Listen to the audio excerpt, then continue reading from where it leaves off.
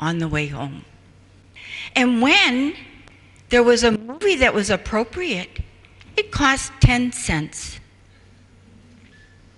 And we would walk to the movie theater and back, and it was safe.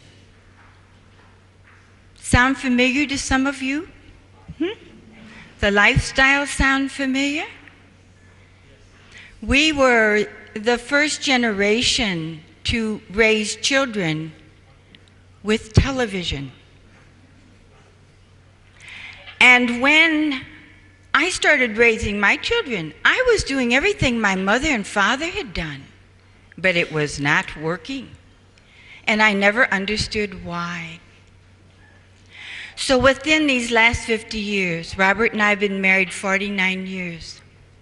I have seen 5 generations, my grandmother, my mother's, my own, my children, and my grandchildren. I have a 27-year-old granddaughter, 6 grandchildren. So I have seen a great deal in this life, and I have experienced a great deal. And my whole thrust in life with the teachings of Sai Baba was to find out how to give love, pure love, selfless love, to my spouse and to me and to my children. Because if we do not love ourselves, we cannot give it to anyone else. From the time a baby is born, it starts like this. There's nothing written in the subconscious. I want you to view this human condition in a new way. I want you to look at our human being bodies as the most sophisticated video camera that ever existed. This is a communication center. Everything I see, everything I hear, everything I speak, everything I touch, the whole nervous system picks up what's in the environment. So it's two-way. What we do from the time we are born is we are bringing data in and giving it out. And what we are bringing in goes on a tape in the subconscious. It's like a videotape. Only the movies and videos can cut out the bad parts and get rid of them.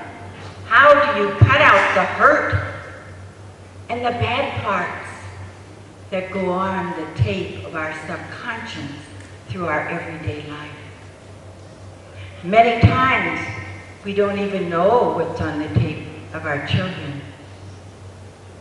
So it is so important that we watch our thoughts, words, and deeds. This is nothing but a communication center. Think about it. That's all we're doing. Right now, all you're doing is watching and listening to me.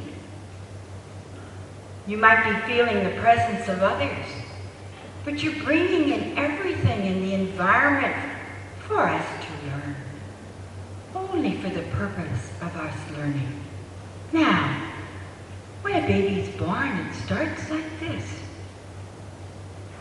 After a while, it starts getting to look like this. There are some dark spots on that subconscious. There are some hurtful things or negative things that have happened. And a lot of times, by the time they become teenagers, it looks like this. Now let me ask you an important question. If I threw black ink on this, would you see it? No. And that's what's happening. There was an interview done on TV in America some years back. They were interviewing movie producers. And they said, why do you have such vulgar language in your movies? Why do you have so much horrible stuff? And they said it's the only way they can get the attention of the youth. The young people have seen so much horror, so much violence, have heard so much rap music and violent music. They've seen so much that when I have a grandson who's 17, he says to me, "Oh, Grandma, there's nothing wrong with those videos or that film. It scares me to death. I mean, I cried like crazy over Bambi when he died." But you see, they've seen so much from little on up. There's screens like this. They don't know the difference. And yet, this macho kid who says, "I'm not afraid," is filled with fear inside.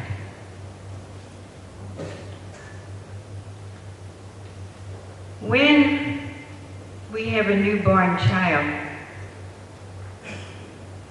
today, Baba has been telling us, as long as I've been a devotee and even before,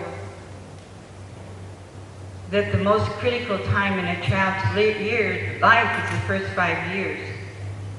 He has said many, many times that the most important thing that we can do for our children is to read, tell them spiritual stories, sing spiritual songs, sing uplifting songs, beautiful music, talk, laugh, be happy.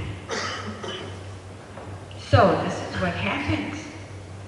When a child is born, they have now done enough research that in the first 3 years, there's wonderful highways in the brain.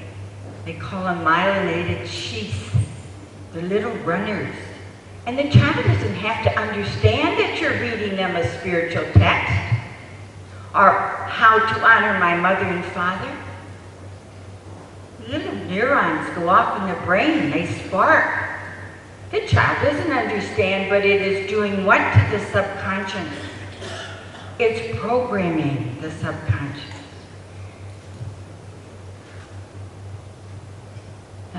This was from the President of Education Commission of the United States. There's a time scale to brain development, and the most important year is the first year. There are learning windows. The first year is the ability to understand words. The second year, a child's vocabulary will be determined by how many words he hears. Third year, ability to think, learn, or not learn is developed. The more you speak to your children, the larger the vocabulary. It's all programming the computer. It's programming this child. They claim that their self-esteem is also set in these early years. Now, how can that be possible? Very easy. When a baby is born, the first language that baby speaks is emotion.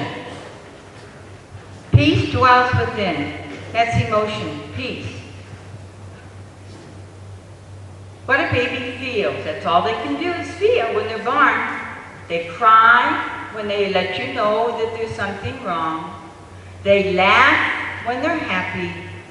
So what they want from you is for you to sing to them, to talk to them. And they call it parentese when you say, "Oh, sweetheart, you're so beautiful." You know how we all talk to babies? And they say it makes no difference what language. We all have the same rhythm. And that rhythm, the babies understand.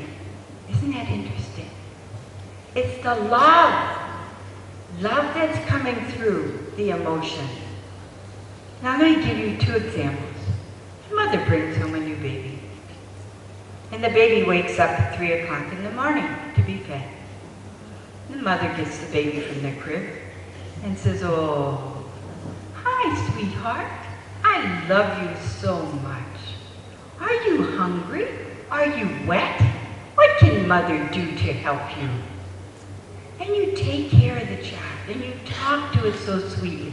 You cuddle it. You love it.